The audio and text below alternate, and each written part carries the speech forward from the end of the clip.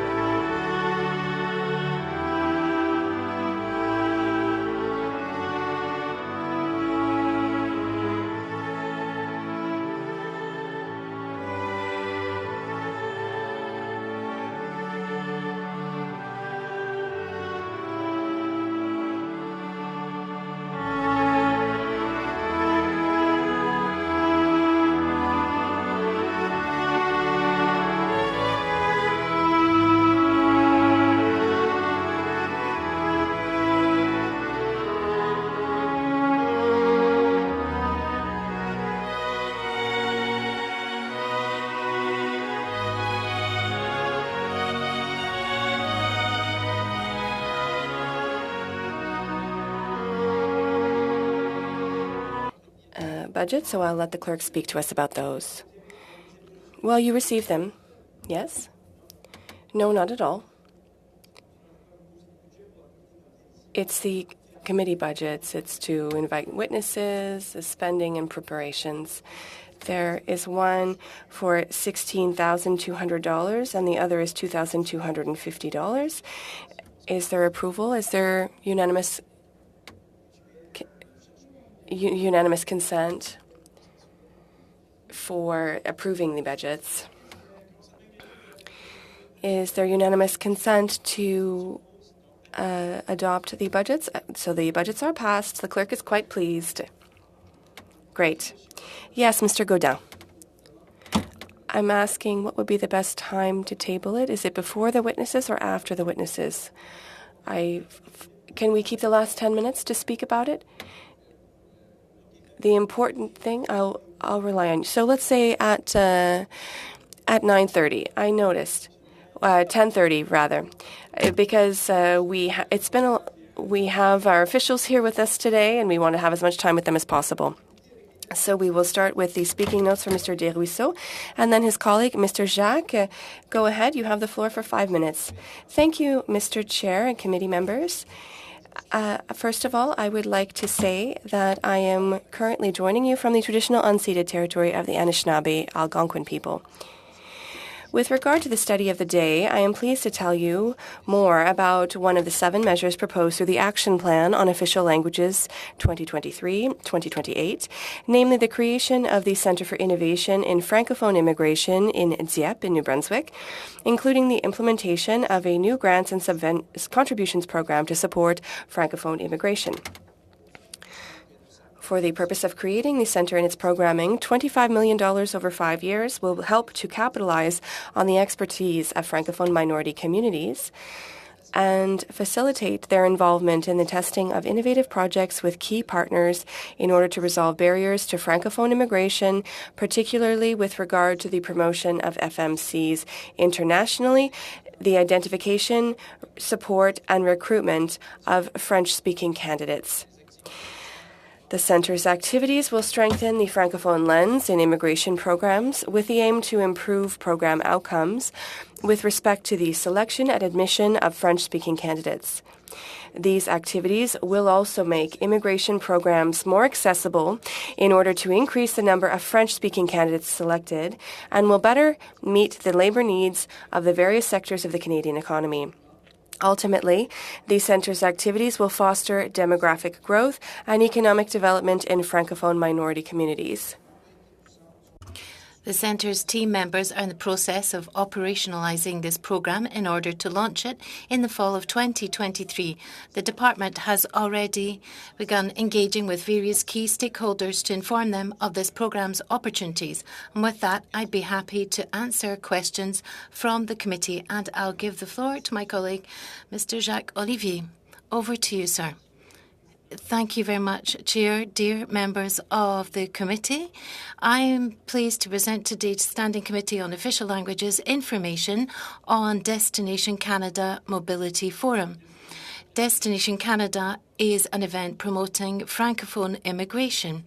The objective is to introduce Francophone communities across Canada and federal and provincial immigration programs to people who are planning to live and work in Canada.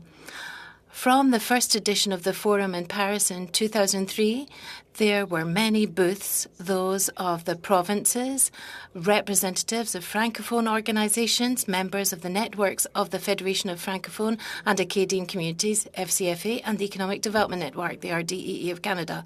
A few hundred candidates were also present to meet them. With the COVID-19 pandemic, Destination Canada went virtual, and the organising team designed a fully online activity in February 2021. Without geographical borders, 170,000 candidates asked to participate in this event. After selection, 13,000 participated live to chat or have a video conference with the exhibitors. With the return of face-to-face activities in 2022, we wanted to keep the advantages of virtual while returning to the in-person meetings requested by both exhibitors and candidates.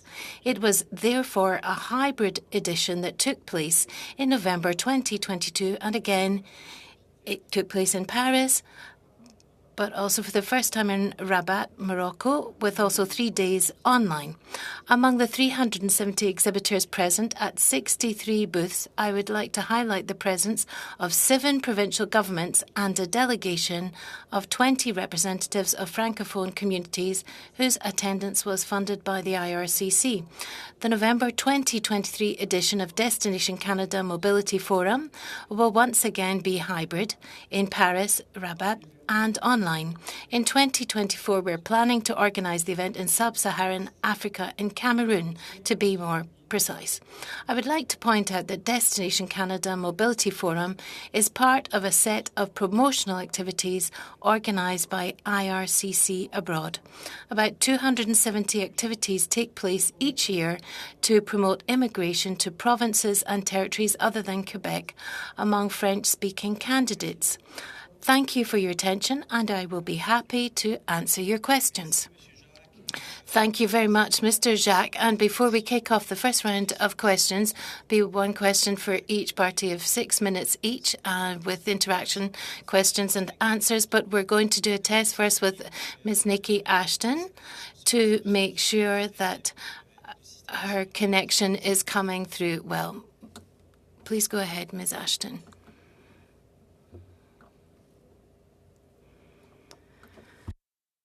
OK, on fera son tour de questions, donc. So, first round of questions from the first Vice Chair, Mr. Gaudin, 6 minutes. Thank you, Chair, and thank you to the witnesses that we see regularly amongst us. And I'm happy to turn to Mr. Ruisseau and Mr. Jacques today. Mr. de Ruisseau, I've got a specific question. In your opening remarks, you talked about the Centre for Innovation, Francophone Immigration, Dieppe, and you said it's part of the Action Plan Official Languages 2023 to 2028. As far as I know, it opened in November 2022. So what has been done since then?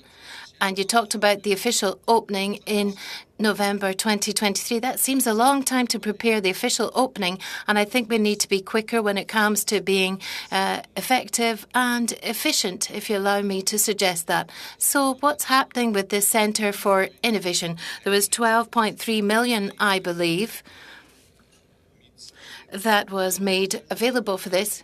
And now you're adding another 25 million over the next 5 years from 2023 to 2028. Could you please give us an answer on the centre, please? So we opened the centre in fall 2022. So the platform was launched back then. And right away, we launched our strategy for staffing of the key positions, and we identified the right space in Dieppe. So we're renting a space within the City Hall in Dieppe. Mr. de Ruisseau, I'll interrupt you. I just want to have a confirmation. Has it really been set up and been developed since November 2022? Absolutely is the answer. And now you're saying there's going to be a launch in November 2023. That's the launch of a programme is the answer. And between the two, there's no activities on the ground. There's no programme underway. Absolutely. So what are they doing at the moment? So since the opening, I can mention a few achievements. Mr. de Ruisseau, the aim is to find out it's been opened in November 2022 and there's new programs that are going to be launched in 2023. In the meantime, they're getting prepared, and I imagine there's some actions on the ground, but there's no major operations underway yet. Is that right? I can recall here that it's not a service bureau. We're not offering any direct services, and there's no processing of files. It's not a service centre. Thank you very much, Mr. de Ruisseau. Sorry, witnesses, but we're limited with the time, and I've got lots of questions, so I'm going to turn to Mr. Jacques. Now, in your presentation, Mr. Jacques, you talked about the promotional activities and advertising activities. Mr. Jacques, with full respect for you, the problem is more serious than that. And if we want to increase Francophone immigration, as far as I've understood, I think it's on the operational side that we have problems. It's very burdensome, this system. I know that certain programs have been set up to go quicker with processes, but I think the program's called Espace Canada, Space Canada, as far as I know. Or is it called Destination Canada, in fact? And people can sign up in different categories. But when they sign up in Francophone side and the nursing side, then we've duplicated the administrative burden. We've doubled the burden. I understand that advertising is important, but as far as I've understood, it seems that there's lots of applications, especially in Africa. But the problem is that we have to set up mechanisms to go faster. And if we look at immigration in Quebec, we see that it's taking far longer than in the rest of Canada. Can you explain what's doing at the moment to speed things up and to meet the needs of companies that have labour shortages? We're not talking about developing centres of expertise that will be operable and up and running in a year. What's happening now on the ground? Because we need action now. Yes, Chair. They go together. The promotion is needed to attract candidates so that we have enough candidates who apply to participate in our programme so we can meet the government's targets. That's why it's important to do promotion. And Chair, the operational side is, of course, equally important. We have to meet this significant demand for our services, and we need to further develop our operations. So the department has ploughed in resources. There are additional resources that have been granted for our offices in Africa. There are 67 new positions that have been created on the African continent since 2018. We've opened 2 visa offices on the African continent as well. I'd also like to point out that with the e-applications that started during the pandemic, and with this approach, we can distribute the workload. I'd like to interrupt you, Mr. Jacques, because I don't even have 1 minute left. Mr. Jacques, I'd like to hear something specifically. Before I advertise a store, you have to get the store up and running, I think. It seems that there's a strong demand from people who want to come to Canada and who want to work as immigrants here. It's a burdensome procedure, and it's doubly burdensome when we're Francophone and we want to come and work in Quebec. How can you explain that to me? 15 seconds left. There's a great deal of pressure, but the department is putting in efforts to reduce processing times for people who want to work, study and emigrate to Canada. Thank you very much, Mr. Jacques, and thank you, Mr. Gaudin. So for the Liberals, the first and not the least, Mr. Daryl Sanson. 6 minutes. Thank you very much, Chair.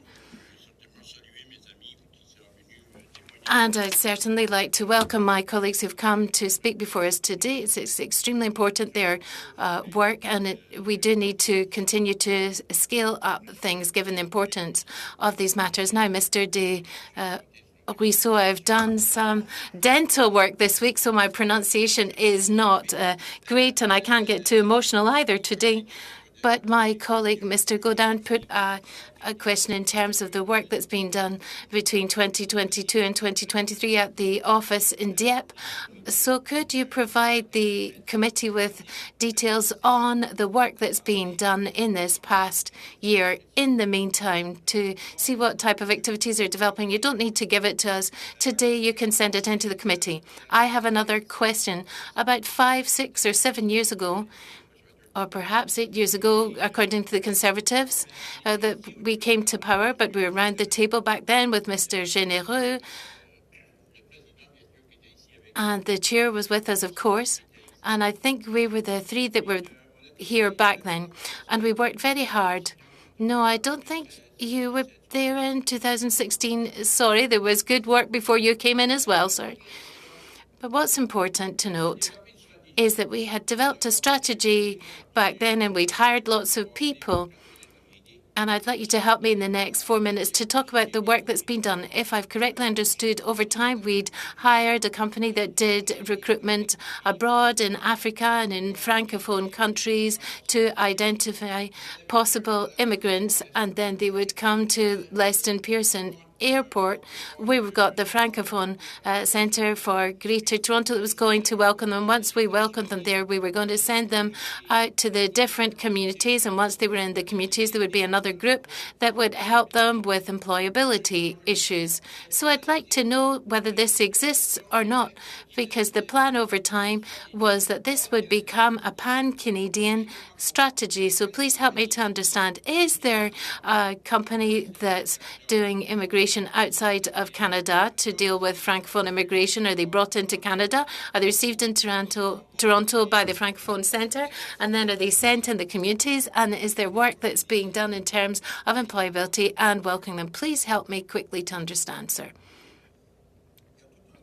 There's a whole service network that's been set up since 2018. We have had this Francophone immigration strategy that's been set up that really looks at promotion and recruitment. And the foundational stone was, of course, our services to help with getting settled and actors on the ground. You've referred to the Francophone Centre of Greater Toronto and opening up services at Pearson Airport, and also our Francophone immigration networks out in the regions who are key actors when it comes to working in all of this and supporting the service suppliers. Now, I'd like to know who's doing the promotion outside of Canada. There was some company that was hired in Ontario that needed to hire people and then go to Lester Pearson and then guide them through the Francophone Centre in Toronto. I know that the RDE is doing work, and there's a question of employability, and we've got the Federation in Nova Scotia doing welcome activities. I'd like to know, is there a company in Canada that's funded to do hiring and welcome them when they arrive at Lester Pearson? What do they do at that airport? As far as I know, there's no company, says Mr. Desruisseaux, that's up and running. The department takes care of this service. So we do the promotion and pure recruitment, and we work with our partners on the ground. Chair, I would be tempted to give the floor to my colleague Olivier Jacques. Perhaps he knows more than me about certain recruitment activities in the past. So over to you, Mr. Jacques. Yes. No, there's no company that's been funded by the federal government to carry out recruitment and promote Francophone immigration. The service that's funded by the federal government is a pre-departure service. So the immigrants that have been selected by Canada, just before they take their plane, we give them an orientation session to get them better prepared with their CVs and know what they're going to do with when they arrive in Canada. And that's a service that's offered by an organisation, Rabat, Morocco, and it's funded by the federal government. But otherwise, of course, there are immigration consultants who offer that type of service, but it's not funded by the federal government. Thank you. So basically, I land at Lester Pearson. What happens next? How do I find the Francophone section? Who comes to me? Are there posters? Is there somebody who comes to chat to me? Or do I hide in a corner? 45 seconds. There's a kiosk, an information kiosk at Lester Pearson, where we match people up. And there's a service offered in French. And this service allows us to match up the newcomers with the different service centres and service providers and get them plugged into the immigration network that will be made available to them. So we make sure that as soon as they arise, they do get in contact with someone. As Olivier Jacques has said, pre-departure, we also have activities in person or virtually that we offer before they leave, so that people have the right information on the services that they can contact when they arrive in Canada. That way, the networks have already entered into contact with them. A problem in the past was that the services were there and they were available for clients, but the clients didn't even know that they existed. So we've got this kiosk, this booth, and that's a key element to make sure that communications are clear. Thank you very much.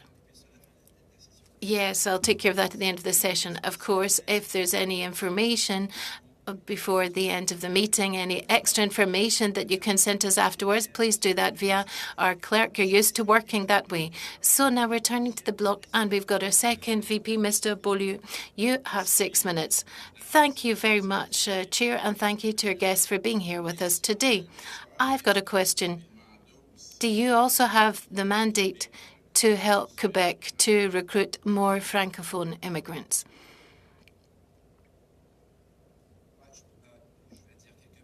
I'll say a few words, and then perhaps I'll also give the floor to Olivier Jacques. Of course, we work very closely with the Quebec government in the IRCC. There's a agreement that sets up a framework for that. We've got a joint committee with frequent meetings. We've got continuous dialogue, and there is collaboration on the ground as well to support the Quebec government in its efforts.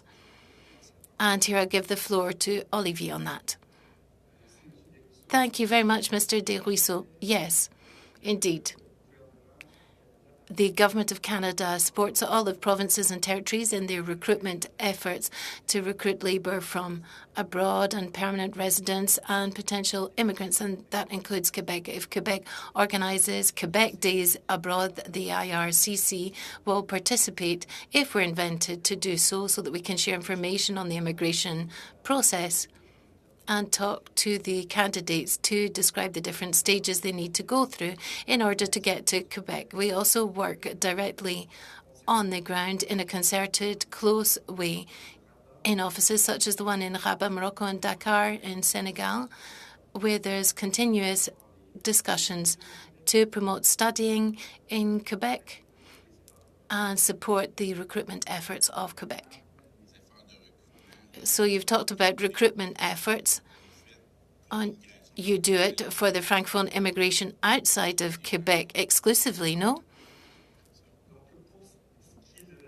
So when it comes to the promotion of immigration, the IRC is funded to promote Francophone immigration outside of Quebec. Yes, that is the mandate that we've received in our department, and that's why we're funded to promote Francophone immigration outside of Quebec.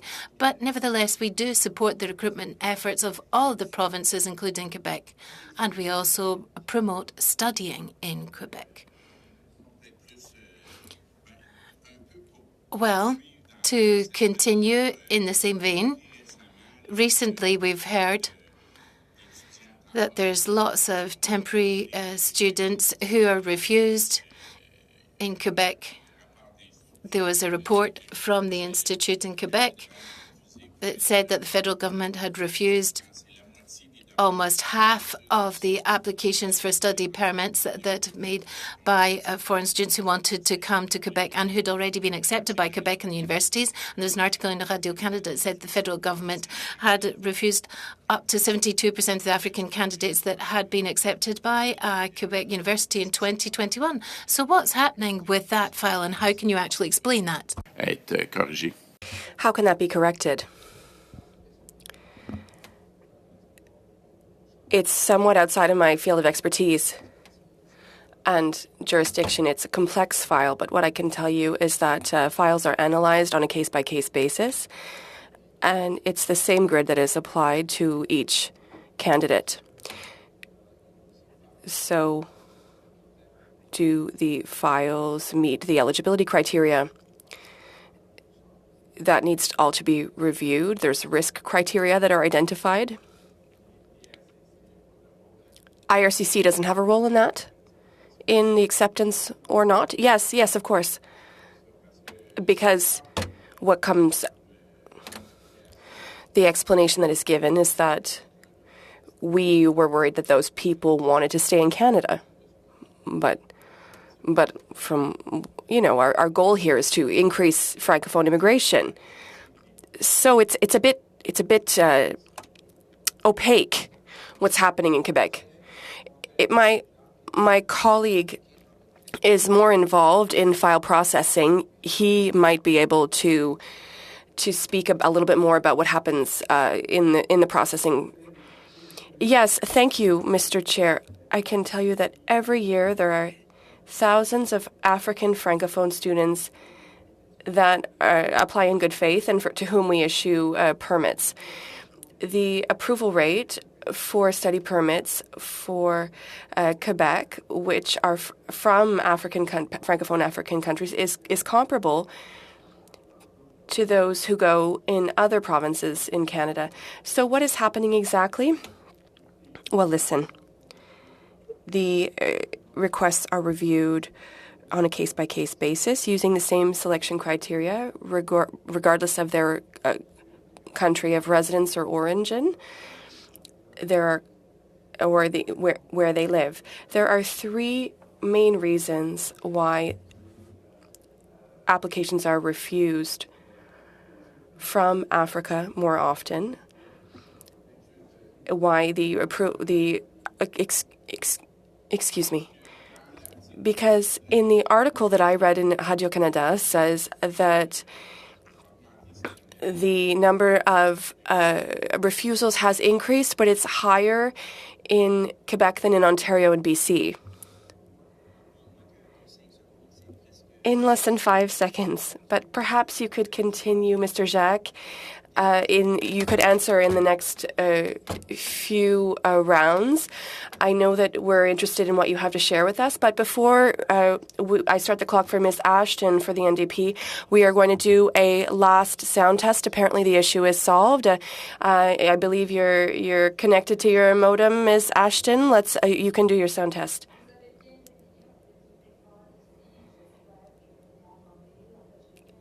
Hier soir en chambre.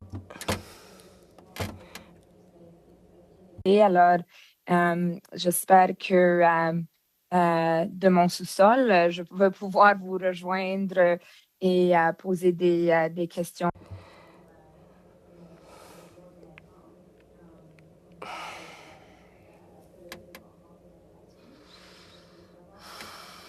Je peux continuer.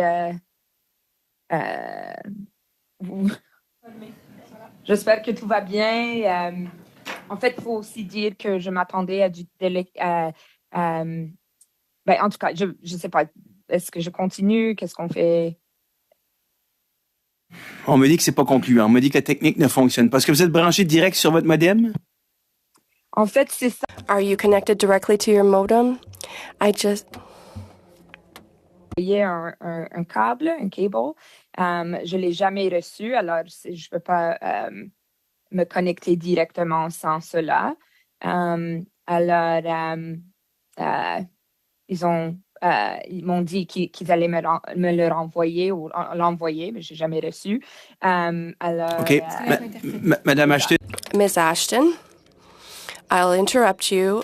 The only tool that I have left as the chair of the committee is to ask for unanimous consent, to ask that for you there would be no interpretation. If there is not unanimous consent, I understand that. So if it is a connection issue, because there is no Ethernet connection, there is a loss of quality. I'm not a technician, but that's what I've been told. So it is an occupational health and safety issue. What I can tell you is that your assistant could perhaps ask questions on your behalf if you wish. Are there questions that you would like to ask through your assistant? Juste partager, je suis dans une situation assez impossible. J'ai pas reçu le câble pour pouvoir me brancher directement. De IT, c'est pas qu'est-ce que eux ils ont fait. L'autre chose que je sais, c'est que hier soir j'ai fait un discours en chambre et tout a bien été. Alors, je suis pas magicien, je suis juste à côté de ma connexion Wi-Fi. On m'a dit de IT que c'est la deuxième chose que je peux faire. Vraiment, c'est pas mon idéal de faire une réunion de mon sous-sol. Et la connexion, c'est sans câble, je peux rien faire. Alors, je vais permettre la sécurité auditive d'aucune personne en danger, c'est clair. Je sais pas quoi dire en fait. Mais on peut vous envoyer les questions, mais c'est un peu ridicule la situation dans laquelle je suis. Je comprends. I understand, Ms. Ashton, but as chair of the committee, there are things that I can and cannot do. So the only thing available to me was unanimous consent, and I don't have it to allow you to. Yes, Yes, I'll just finish my sentence. I can't allow you to speak under the current rules concerning hybrid parliament. It's an issue of auditory health, and it is not working for interpretation. I understand that yesterday you spoke in the House of Commons. I'm not a technician myself. I'm just the chair. I'm sorry. I feel bad, but that's all I can do. Mr. Dalton, you have the floor. Oui. Yes.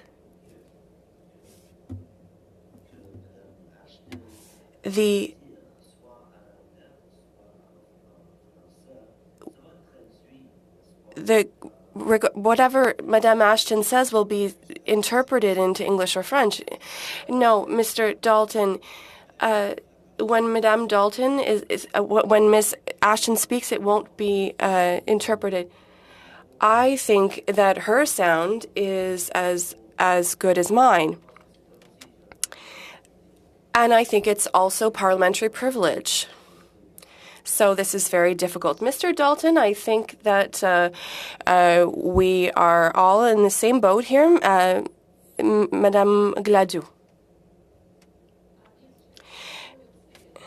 I myself was refused because the quality of my sound was not good, and I subsequently had to do tests with the IT. I think we have to be consistent in our rules, even though I agree this is egregious for your privilege. Merci. Monsieur Beaulieu, allez-y.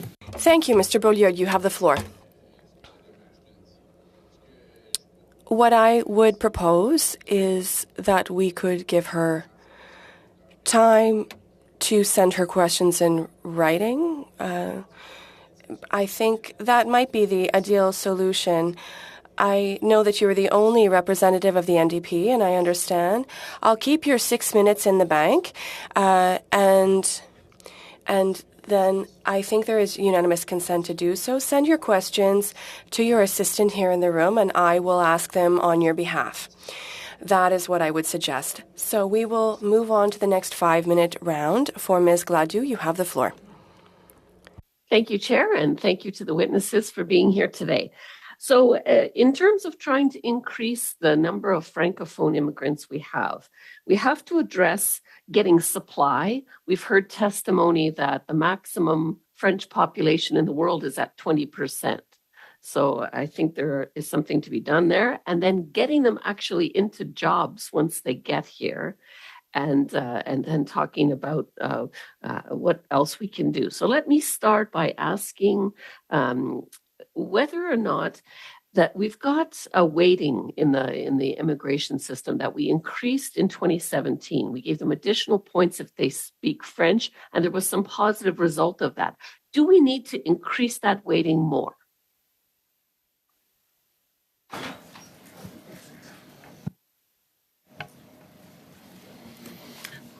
La hausse des The increase in admissions in Francophone files is at the heart of our measures. And you mentioned one measure. What we've noted is that admissions increased considerably. And our forecasts suggest that that will continue to be the case. So the target was achieved last year, and everything indicates that it will be met this year, if not exceeded. So it is a measure that has been fruitful.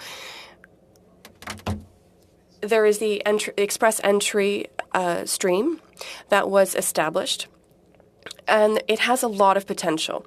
It's too early to forecast the impact, but we expect that it will be significant and significantly positive. And with the new approach that I cannot explain myself, it's our colleagues in policy branch that developed it, it will allow us to have more wiggle room to support this increase in the future. So we're really looking at a host of measures. That is one of them. And when we look at the action plan on official languages, there were recent announcements that set the path for strengthened measures, new measures. But the department is observing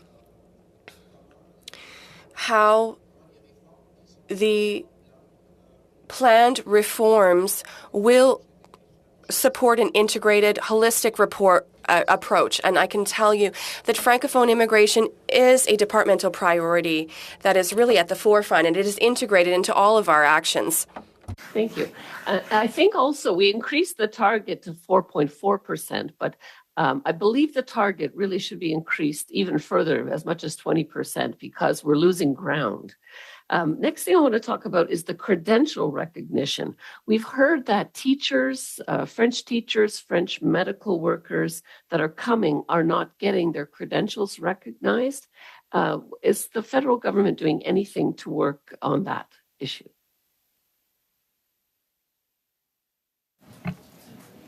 On l'a beaucoup entendu également. We heard that a lot during our public consultations held last year in the development of the measures in the action plan. It was a recurring concern, particularly for teachers, but it affects a number of fields and professions, and it's true for across the country. Discussions are underway. Obviously, it involves a number of departments and the provinces as well. So it's really a horizontal issue. It goes beyond the scope of my work, but discussions are ongoing with ESDC, with the provinces and territories to see how this issue can be resolved. It's not a simple issue, unfortunately. Thank you. And the final two questions for Mr. Jacques. The first one is, if you could submit to the clerk any best practices that you see from other areas in the world that we should be leveraging here in Canada, that would be great. And then secondly, I see that you're going to Cameroon for Discover Canada. And this is good because we've heard a lot of problems there, not very many service centers to process people, and people living quite long distance away. What would it take to increase the number of these Discover Canada trips and expositions in Africa?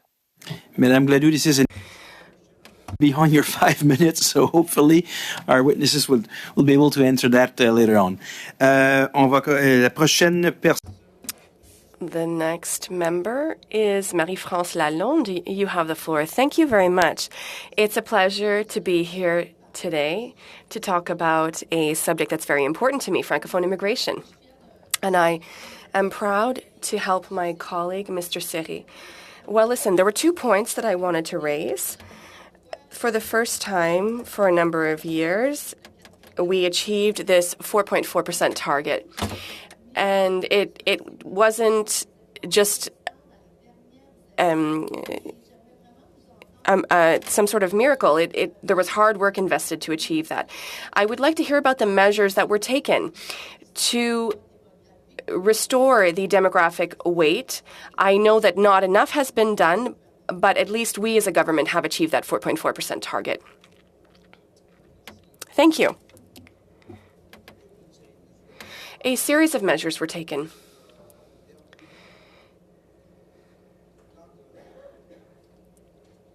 I have my notes here. The Official Languages Action Plan gave us $137 million. So in terms of investments, it's a $137 million investment over 5 years, which is added to the previous action plan for 2013-2018, which invested $5.9 million of recurring funding. And 2023, there was $47 million over 10 years, $10 million incurring. There are major investments in all of this. And obviously, added to that, there are some programs. There's the National Settlement Program, which contributed broadly to a number of measures. So we think of everything that has been done in terms of promotion, Mr. Jacques was talking about Destination Canada. That is a measure, but there are a number of other activities. There's a lot of awareness raising being done in Canada, particularly among employers. So our colleagues are doing very important work on that, and in considering cooperation with the communities, creation of Francophone networks. There was a big step forward there, and these communities were cited as an example among all of the consultations, which led us to focus on strengthening and expansion of this initiative in the action plan, which is really bearing fruit. With the new measures, we are interested in what can be done further to support recruitment, selection, and the leveraging of Francophone communities in this exercise. So we need to create partnerships with these communities, with designated entities that are involved in selection, for example. So it's something that we're looking at for the future. And I was speaking earlier about the Innovation Centre on Francophone Immigration. That is our broad objective. It's to strike these partnerships, and the program will have,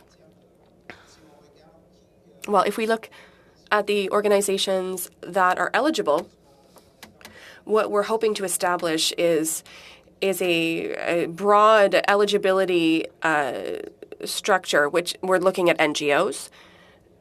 There's the welcoming Francophone community, for example, but there are municipalities that are also getting involved. And to that end, we also want to see how some initiatives will facilitate the translation of temporary foreign workers into permanent residents. And we are hoping that this programming will help us do more in that sector with the collaboration of the education sector. So there's a lot of potential here. I'll stop there. Thank you very much. I know that there are investments in the new Action Plan 2023-2028, and we talk about historic investments of some $4 billion, and you referred to that. And in my remaining time, I'd like to come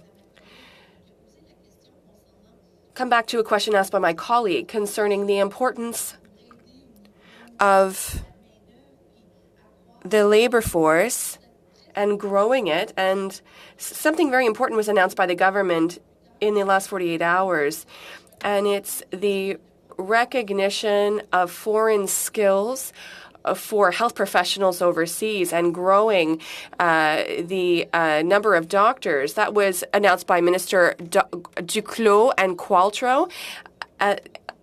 Thank you, Madame Lalonde. The time goes quickly.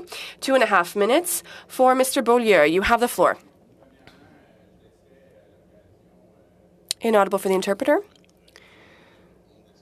I would like our witness to respond to the question why the refusal rate is higher in Quebec than elsewhere, if we could focus on that. Mr. Jacques.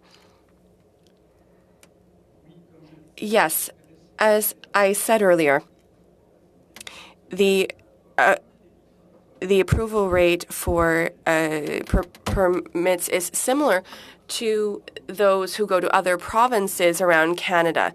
Those are the statistics that we have here.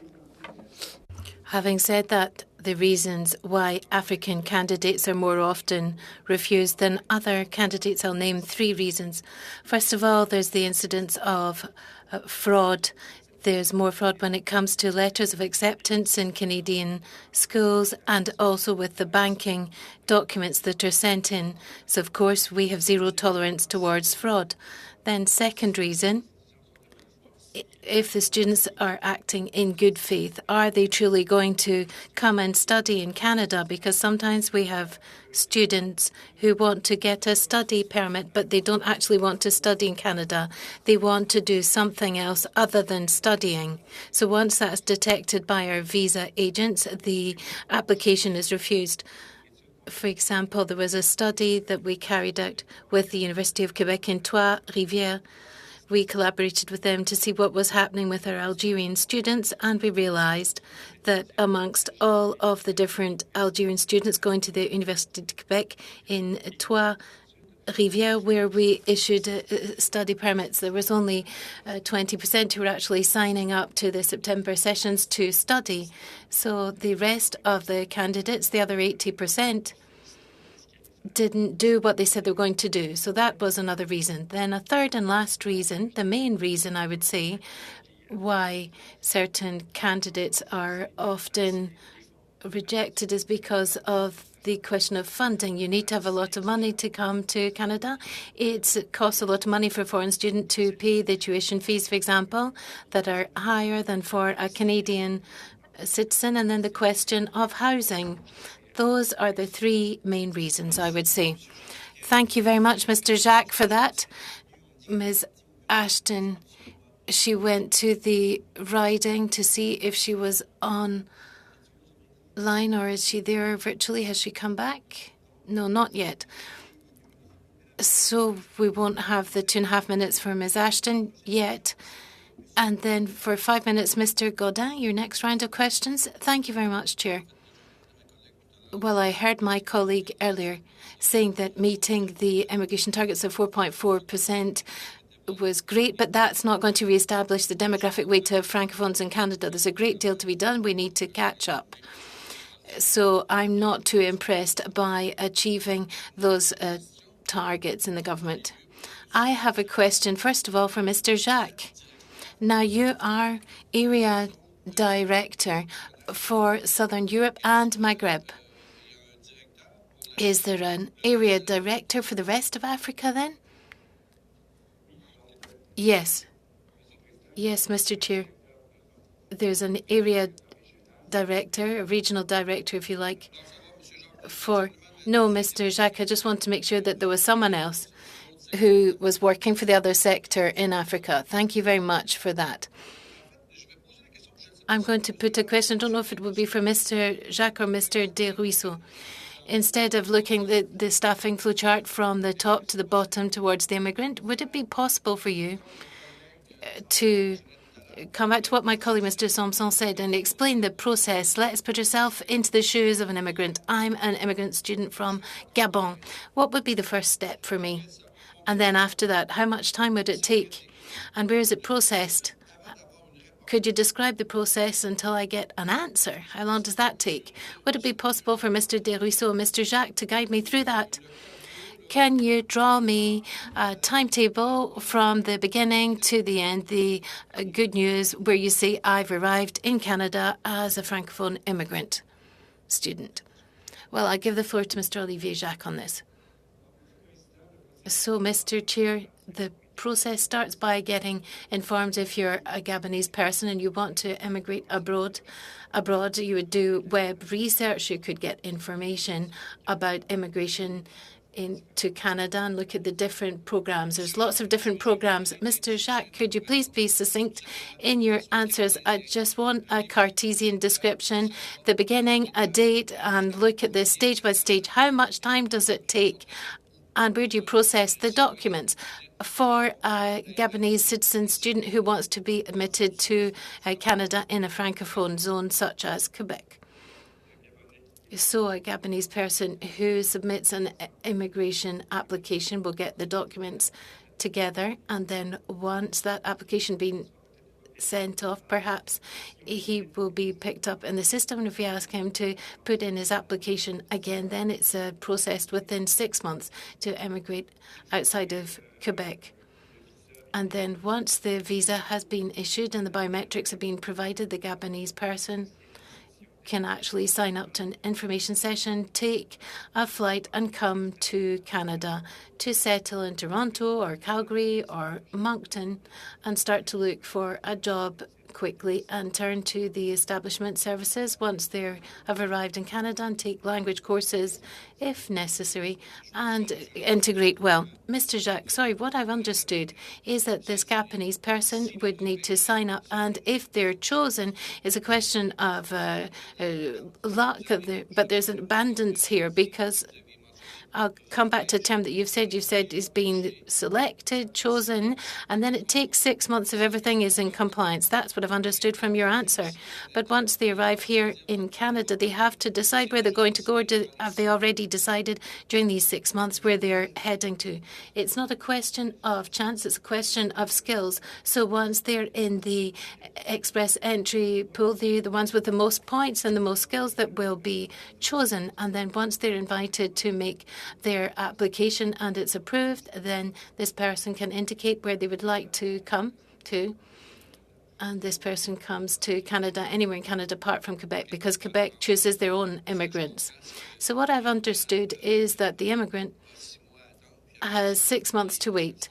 Then after that, with his points, he will be chosen or selected, as you've said, to come into the pool. Do you not think that the criteria are too high?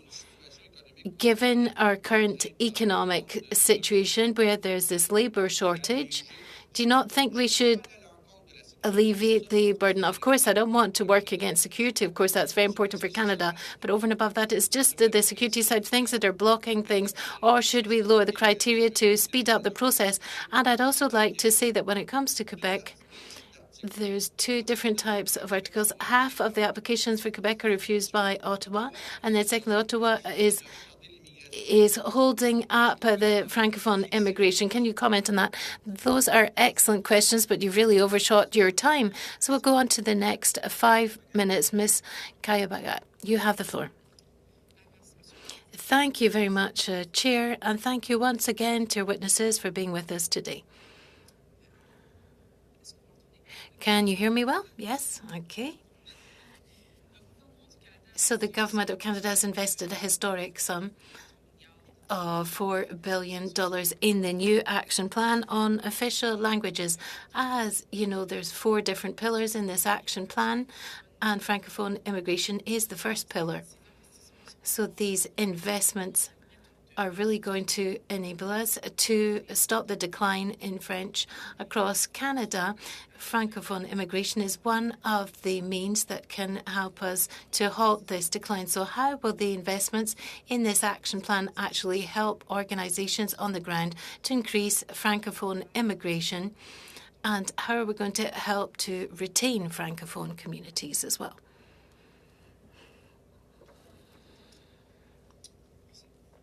Thank you. There are several measures that have been announced in the action plan.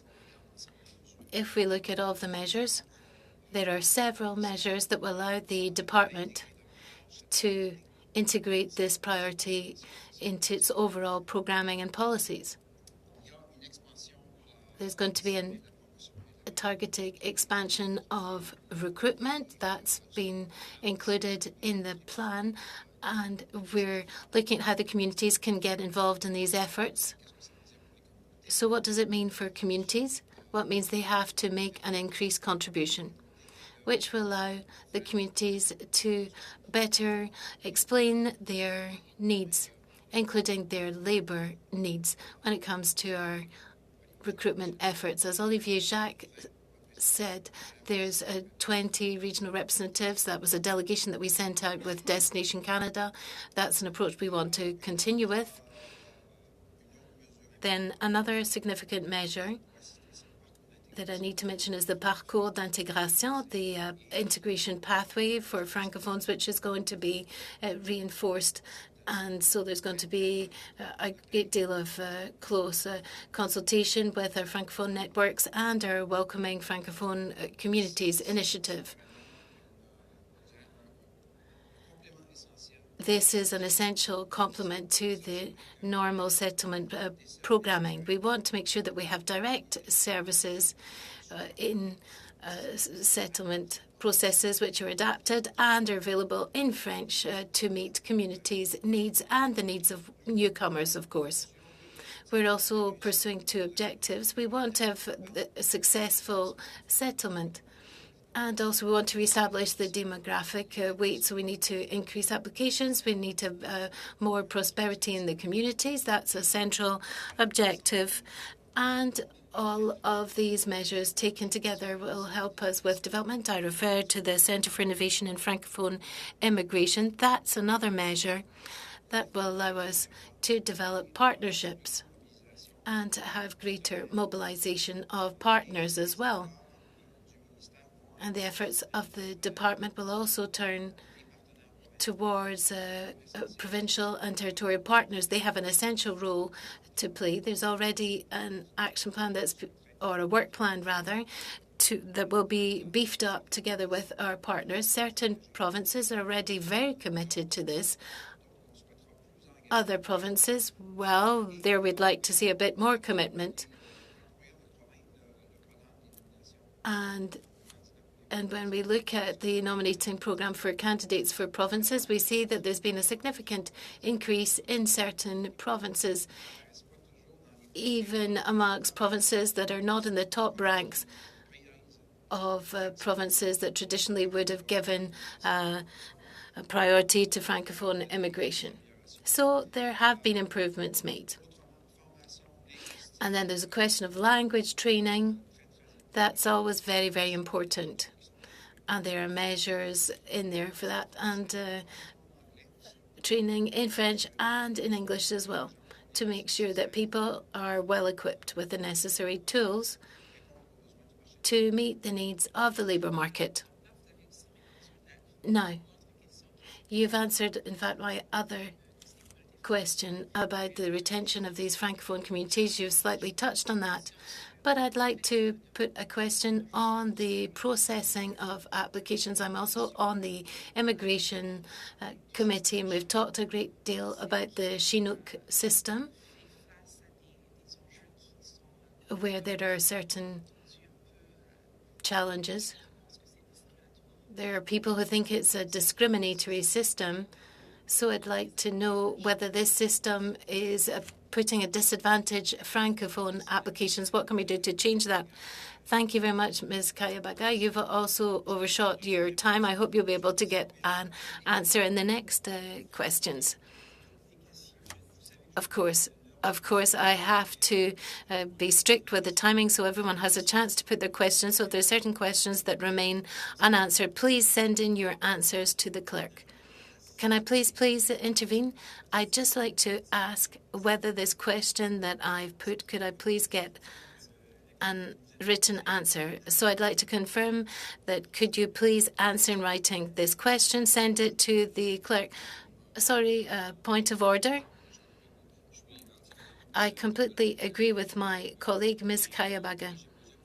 I put a question earlier about the timetable for the 6 main categories of applicants, and I'd like the department to give a table, but the opposite way round from what I actually asked in my question. Would it be possible to provide us with that? Yes, we'll look at that. Oh, that's a very political answer. It's a question that I put towards my internal partners. Thank you very much, Ms. Ashton. You're back in your riding office. We hope that it's a good connection. Let's test your sound now, please. J'espère que ça fonctionne d'ici. C'est ça, c'est la connexion formelle de la Chambre des communes. Alors, je ne sais pas honnêtement quoi d'autre on pourrait faire. So this is the formal connection. Heureusement, Thompson est une petite ville. Alors, je suis ici. J'espère que vous m'entendez bien. Honnêtement, je suis un peu... I hope you can hear me well. It's perfect. You've had the thumbs up. So a nice surprise for you. I'm going to give you a block of 7.5 minutes for your questions. So it's 6 minutes plus, so 7 minutes and a half, 6 plus 1.5. So please go ahead and put your questions. Very good. Thank you very much.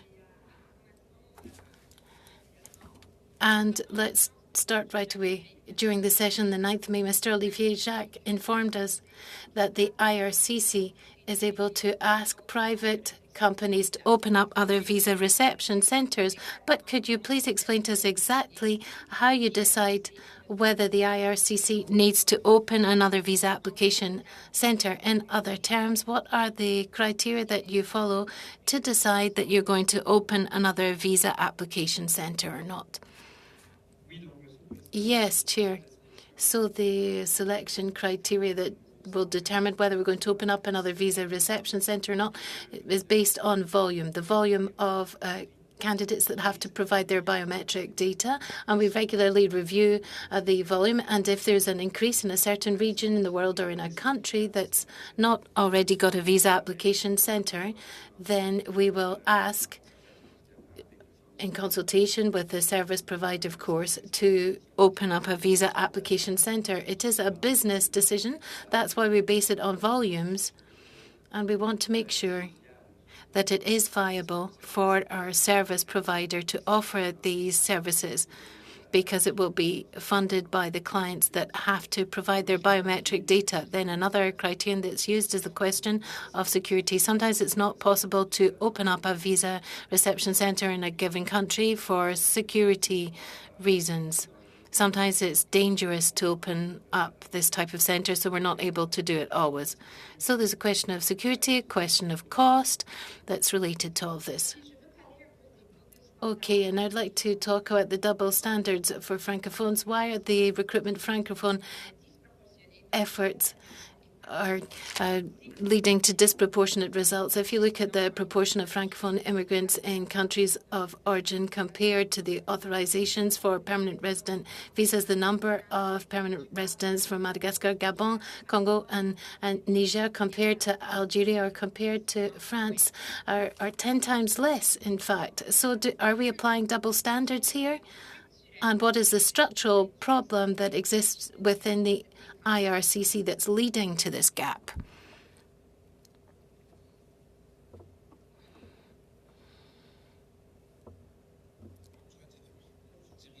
Well, I think I'll direct this question towards Olivier, and then perhaps I can add something afterwards. Please go ahead, Mr. Jacques. Yes, Chair. The IRCC assesses the immigration applications for Francophone or Anglophone, English-speaking candidates with the same criteria in the same way, whatever their country of origin. So there's no difference that's made in how we process these, nor in the selection criteria that are applied by the public officials. What happens? Why are there a lot less applicants that make an application from Madagascar? I don't know the situation in Madagascar specifically, but perhaps there's less candidates who qualify for our immigration programs. Our immigration programs are not so well known in Madagascar.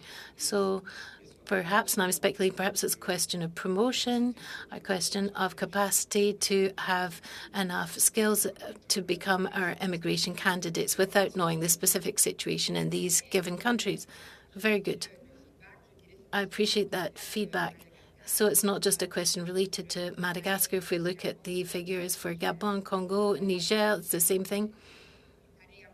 So it does seem that there's several countries where this problem exists.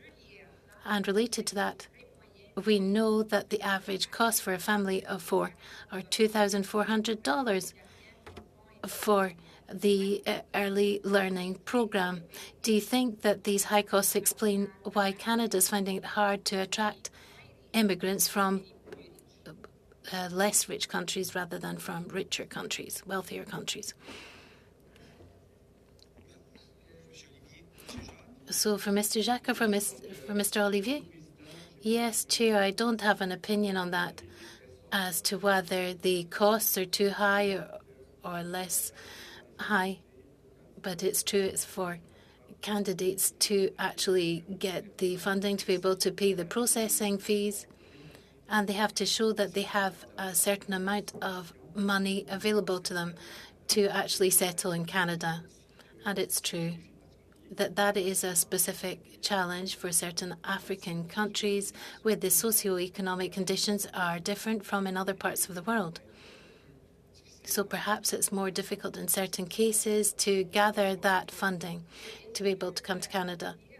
So related to that, has an effort been made to see if this cost of $2,400 is actually an obstacle for certain families who want to emigrate to Canada from certain specific countries?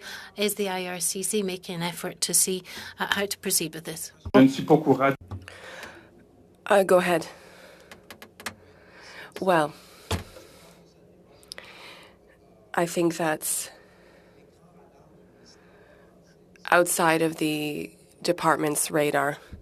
It's an issue that would involve all stakeholders. Immigration is a topic that interests us all. Do we offer a competitive advantage on a global stage? I think that's we need to look at closely. And there are a series of conditions that mean that we are attractive. Canada remains a number one a number one destination, and we have a competitive advantage. And we recognize the advantages that are offered to newcomers. Okay, but just to highlight that we need to determine whether the current costs of over $2,400 are a barrier for a number of Francophone countries, particularly in Central Africa, for example, or countries like Madagascar. I would also like to ask a question about a labor shortage. According to the Canadian Professional of Innovative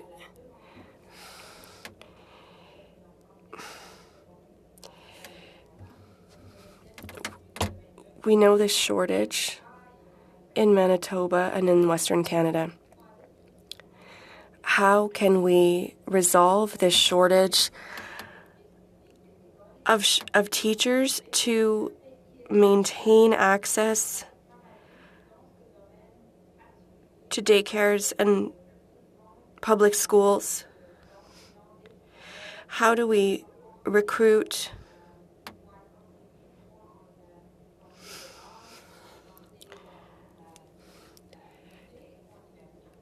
for French immersion? I can answer the question, and then I'll turn to my colleagues from Canadian Heritage, but I know one measure that is taken for the retention of French language teachers in Canada, a targeted measure that was the subject of consensus in our consultations. We heard very clearly that it is an issue that seems to resonate in roughly all of the communities. The consolidation of measures that were already established that sought to facilitate the establishment and integration of French teachers by strengthening initiatives which are already succeeding. Thank you, Mr. Desruisseaux. I know it's short, but we have already exceeded the time. And now I'll give the floor to Mr. Mark Dalton for 5 minutes. You have the floor, Mr. Dalton.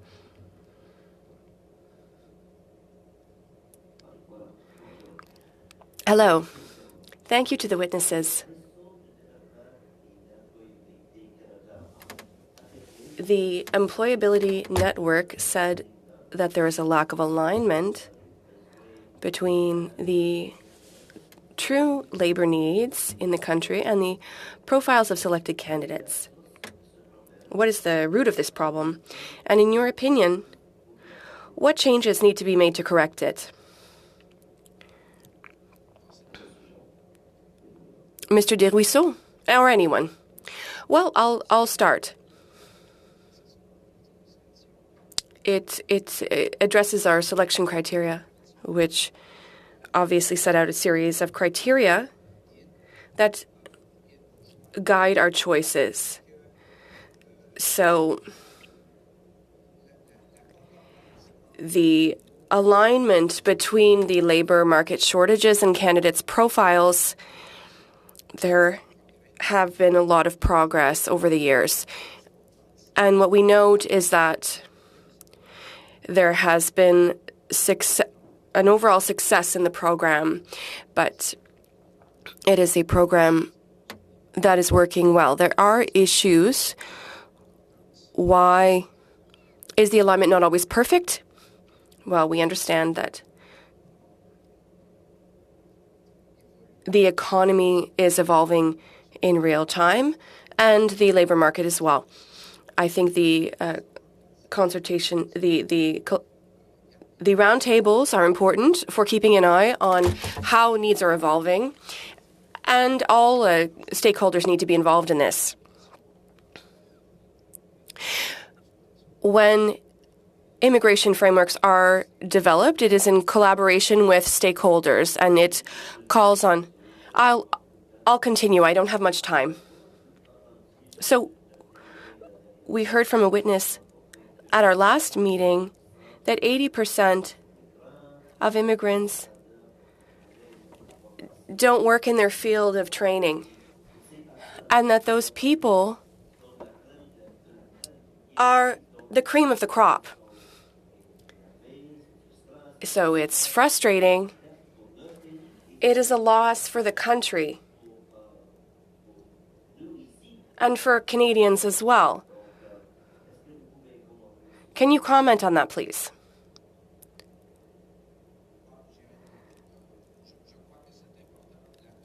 I think that communication is very important. That means that when we promote Canada as a choice destination, it is important that the information is communicated clearly on opportunities in Canada.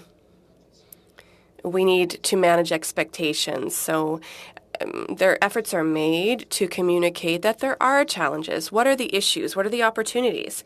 And the fact remains that our candidates also must inform themselves on that. And then we mentioned earlier the issue of skills recognition. That is a persistent issue, and it affects a certain number of candidates. More specifically,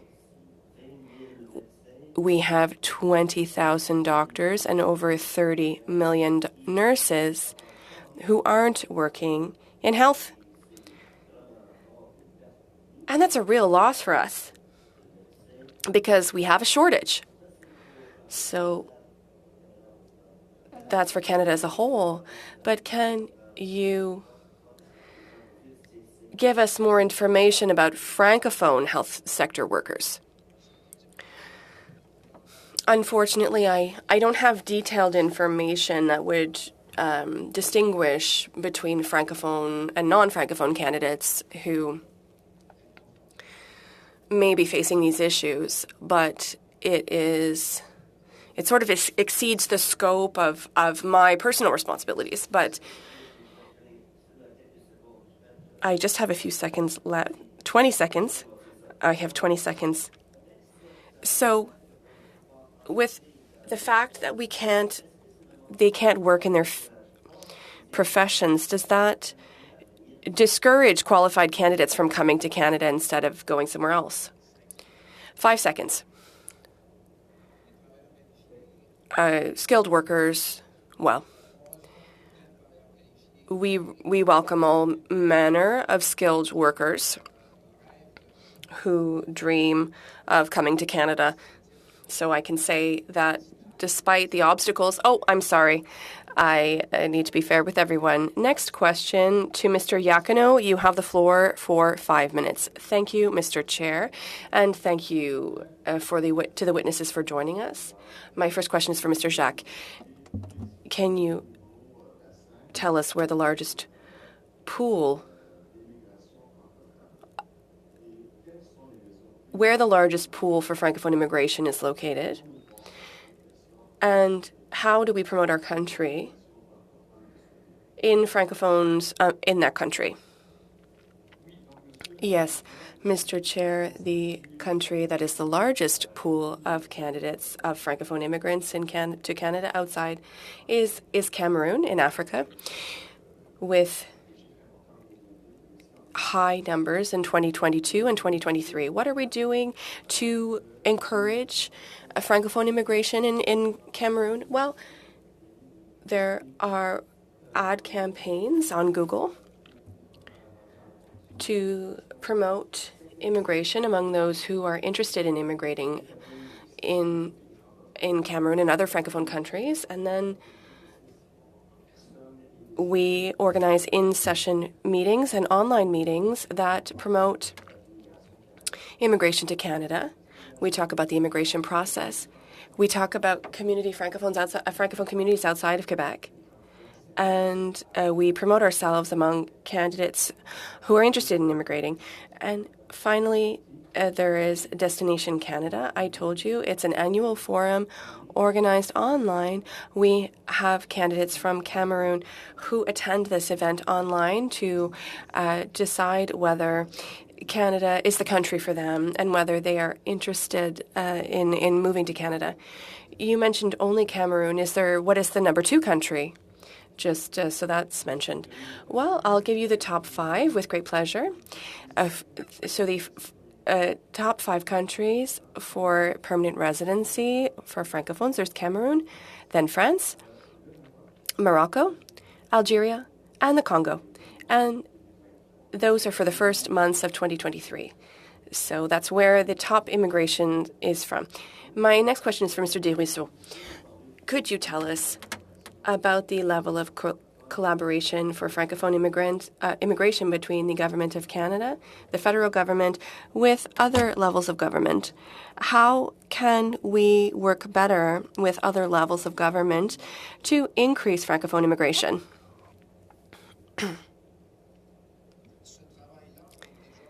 That work is already underway. So there is good cooperation. What we're seeking to do is perhaps mobilize our partners further. Some partners are very committed. Can you tell us who exactly is very committed and who is less committed? Well, I can tell you that the Government of Ontario and the Government of New Brunswick are very committed. And we have other partners. And the Government of Quebec? Oh, the Government of Quebec is very committed, obviously. I talk about it a bit less because we're talking about Francophone immigration outside of Quebec mainly, but there is very good collaboration with the Government of Quebec as well. What we have with the Government of Ontario and the Government of New Brunswick, in the negotiation of our agreements, there are appendices that are set out for Francophone immigration, and it's something that we look at with other governments as well. So we need to ensure that there is a Francophone lens that is applied from the get-go. And we need to promote the economic opportunities that come with Francophone immigration. And those discussions are already well entrenched with our partners, and I won't point fingers at anyone, but there are some stakeholders that are not very interested in Francophone immigration in general, but they're doing more. So there is notable progress. There is a federal provincial working group that is already established that deals with Francophone immigration outside of Quebec. And I mentioned it earlier. It is our intention to revitalize that roundtable, and we're looking at governance as well. It is a field of expertise that calls upon our counterparts from the Francophonie. So there's close collaboration among the different roundtables, since it is an objective that requires the work of many stakeholders. It is very horizontal work, and the contribution of the provinces and territories is essential. So it's clear that this collaboration is essential. Thank you, Mr. Desruisseaux. Thank you, Mr. Iacono. For 2.5 minutes, Mr. Beaulieu, you have the floor. Earlier, to explain the refusal rate of temporary permits for African students, you seem to say that they were fraudulent applications, that African students are submitting more fraudulent cases than others, or trying to they are asking for a study permit, but really that's not what they want. Did I understand that correctly? There are fraudulent cases, yes, that are higher. There is also a lack of funding, and there's also the intention to study in Canada, and that is good faith. Those are the three elements that I mentioned. And that's among African students, that's what you're saying? I'm sorry, could you repeat, please? You said that there is a higher incidence of fraud among African students who are submitting applications? What we have observed is that, well, I don't have numbers to say whether among all students around the world, whether African students have a higher incidence of fraud. That's not what I'm saying. I'm saying there are incidences of fraud, and we regularly see fraud in applications submitted by African students, but that is also the case in other regions. It occurs in other parts of the world. So it's not that there are more refusals for African students. That is one reason why there is more refusal of permits for African students. Well, that's not clear, because the other thing that you said, the article that I cited from Radio-Canada and the study by the Quebec institution said that there were more refusals in Quebec than in other provinces like Ontario and BC. And you're saying that that's not true. Can you send us stats on that, please? Yes. I'd be happy to send you statistics, but we need to agree on the wording of exactly what you're looking for. But yes, I can give you statistics to back that up. Okay, please do. My other question, you have 5 seconds, Mr. Beaulieu. Okay, well, thank you for your testimony. Thank you, Mr. Beaulieu. Ms. Ashton, you have the floor for 2.5 minutes. Yes, first of all, Mr. Olivier, you said that Cameroon is the #1 pool for Francophone immigrants at this time. And I was wondering how we can recognize that we want to welcome people. There's a lot of interest, but at the same time, we refuse to broaden services in Cameroon. And all of the burden is put on the consular services in Dakar. Would it be important to strengthen consular services in Cameroon, recognizing that it is a priority pool for Canada? Mr. Chair, IRCC did open a visa bureau in Yaoundé in 2022 with a certain number of staff. 2 Canadian diplomats work there. It recognizes the importance of the potential pool of recruitment for Canada. That office will promote Francophone immigration. They will also issue visas and put them in passports. Concerning processing for applications from Cameroon, they're submitted electronically, so the work is shared among a number of offices. Some will be handled by Dakar, but also the department can use its entire network to process those applications and reduce the processing time to a global standard. So adding resources to Cameroon does not have a direct link on the acceleration of processing. Okay, well, thank you for the information. Perhaps 2 people is not enough, given the importance of the pool. We want to be certain that we have the ability to welcome people throughout our offices. Ms. Ashton, that's all of your time you have. I'm sorry. There's not much time before Mr. Généreau's motion is being tabled. As chair, I never ask a question, but I would like to ask a question this time. I would like to have written answers from Mr. Jacques on the questions that were asked around the table, because it was not clear Well, our chime is short and sometimes I'm interrupting people because I have to watch the clock. You spoke about the three main reasons for which applications from Francophone Africa are rejected. You talked about fraud, the applications being in bad faith. I'm not sure I understood correctly. And you also spoke about a lack of funds. There's not enough funds to ensure that they can come to Canada. I would like you to send the committee the details of those three main reasons, and if there are a fourth or a fifth reason, please provide us with the reasons, and I would like us to review these reasons. Please tell us what the fraud entails, and how do you identify it? How do you identify the bad faith? How is it that only 20% come and 80% don't and do something else? And briefly, please tell us, I would like to have all the information for the committee on that. And second thing, a question to Mr. Gaudin. You spoke about when there was an example of Gabon, but it could apply to anywhere in Francophone Africa. How can they be picked up? I think that's this expression I heard. And I know what it means to be recruited for hockey, but I would like to know what that means for immigration.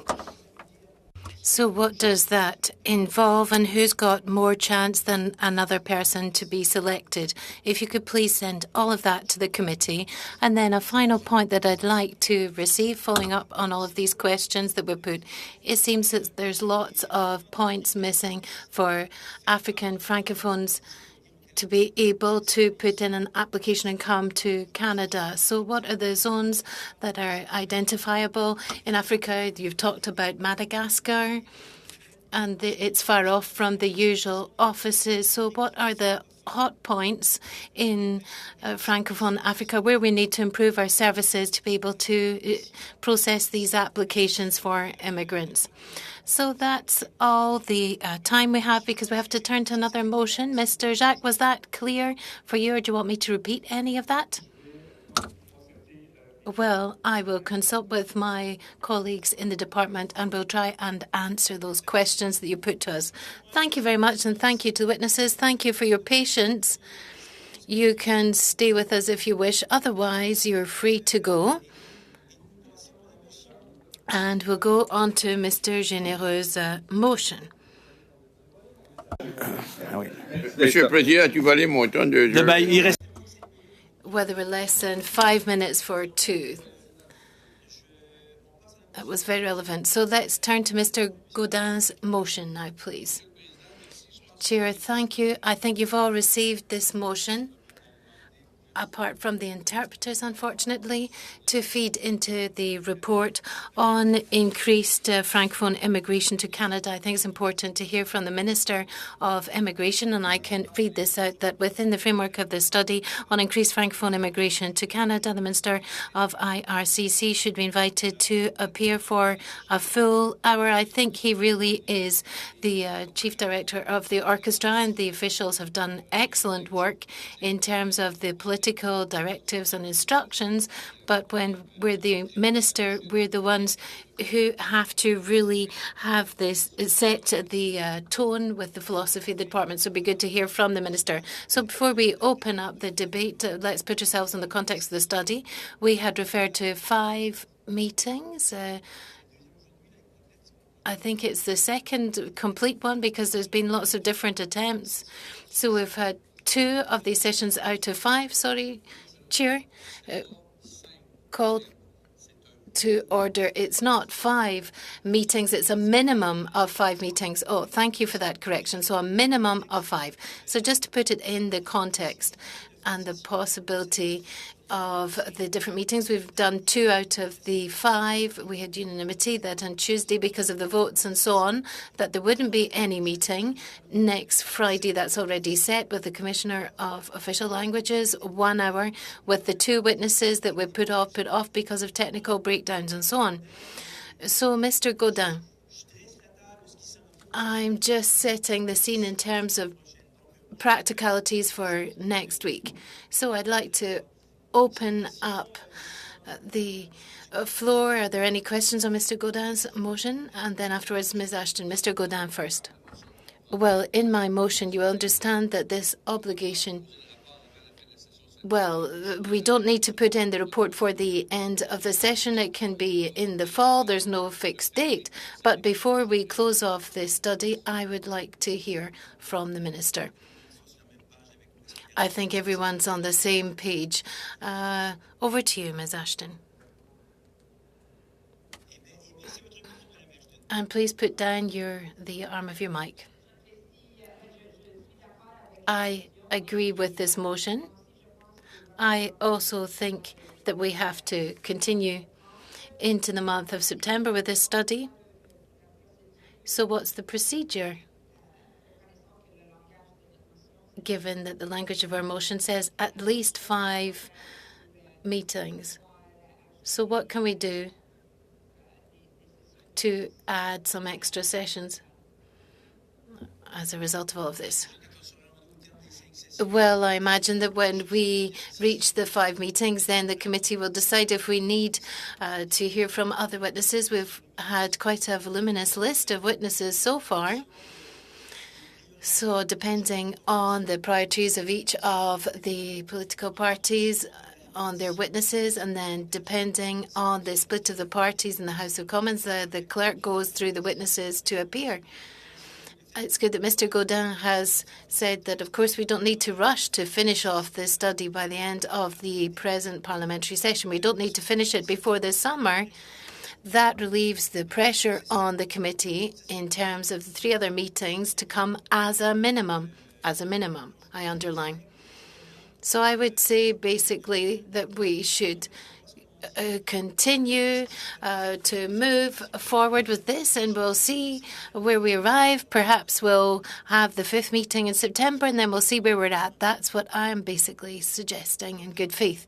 Any other comments on this? Mr. Généreux. Well, I've just woken up there, Chair. Well done. I was convinced that we were committee was finishing at 10:30, but in fact it's finished at 10:45. I'd have liked to have had the floor to put other questions to the witnesses, given that we just had a motion to talk about afterwards. Well, it's because you've just woken up. As we'd said, at the request of Mr. Gaudin, he wanted to submit his motion. He asked when it was best to do it, and I said at 10:30 on the dot. And in fact, we've just been discussing it for 5 minutes, but it's hard to predict. That's why the witnesses left at 10:30. Now, Mr. Généreux, he cut in my speaking time as well. You weren't the only one. Sorry, I was ready to put my questions for 2.5 minutes as well. Well, Chair,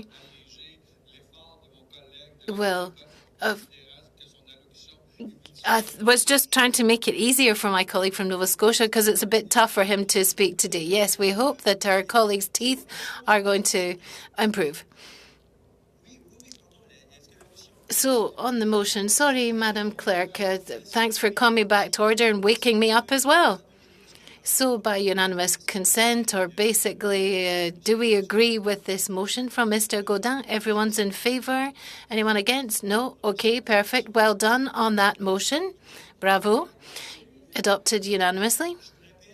I would like to remind you that on Friday, or rather on Tuesday, there will be no meeting.